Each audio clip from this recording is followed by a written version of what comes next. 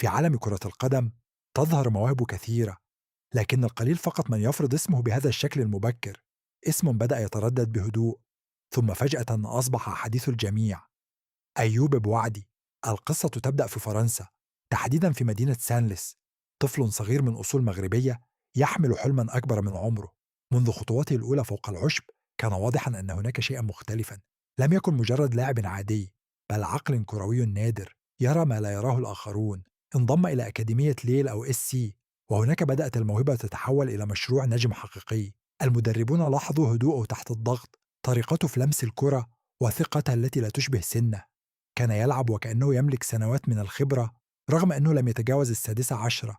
وفي سنة 2023 حدثت أول نقطة تحول حقيقية. أيوب بوعد يوقع أول عقد احترافي له، لحظة كانت بمثابة إعلان رسمي: نجم جديد قادم.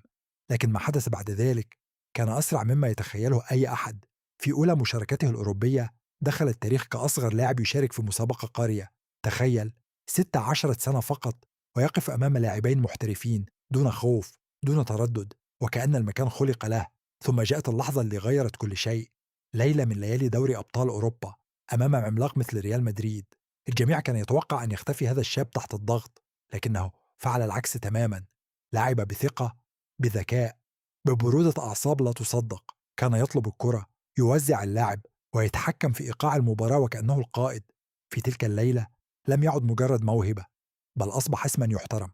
أسلوبه مزيج نادر، رؤية استثنائية للملعب، تمريرات دقيقة تقطع خطوط الخصم بسهولة، وقدرة على الاحتفاظ بالكرة تحت الضغط. ليس هذا فقط، بل يمتلك بنية جسمانية قوية تساعده في الصراعات الثنائية، مع هدوء يخليك تنسى عمره الحقيقي.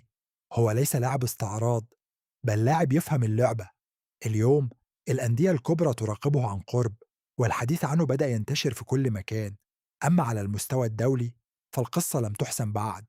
بين منتخب فرنسا ومنتخب المغرب يبقى القرار معلقا، لكن الأكيد أن الجميع يريد هذا اللاعب، لأنه ببساطة ليس مجرد موهبة، إنه مشروع نجم عالمي. قد يكون الطريق لا يزال طويلة، لكن إذا استمر بهذا النسق فهناك شيء واحد مؤكد: احفظ هذا الاسم جيدا، أيوب بوعدي، لأنك قريبا ستراه في القمة.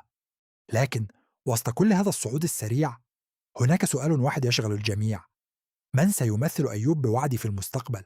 هل سيختار منتخب المغرب أم منتخب فرنسا؟ القصة هنا ليست مجرد قرار كروي، بل صراع هوية. من جهة فرنسا، البلد الذي ولد فيه وتكون داخل أكاديمياته وارتدى قميص منتخبات السنية.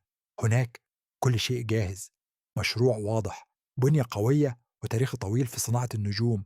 ومن جهة أخرى المغرب، بلد الأصل، الجذور، العائلة، والانتماء. بلد لا يرى فيه مجرد لاعب، بل قطعة أساسية في مستقبل أسود الأطلس. الجامعة الملكية المغربية لا تخفي اهتمامها، وتتابعه عن قرب. بعد النجاح الكبير الذي حققه المنتخب في كأس العالم 2022، أصبح المشروع المغربي أكثر جاذبية من أي وقت مضى.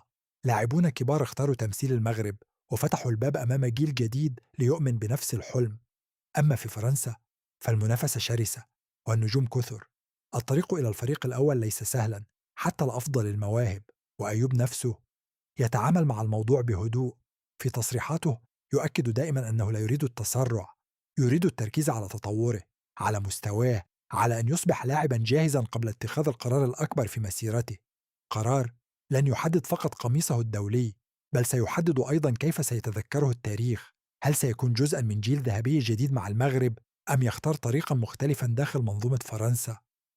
حتى الآن لا أحد يعرف، لكن المؤكد أن هذا القرار عندما يأتي سيكون لحظة فاصلة في مسيرة نجم اسمه أيوب بوعدي.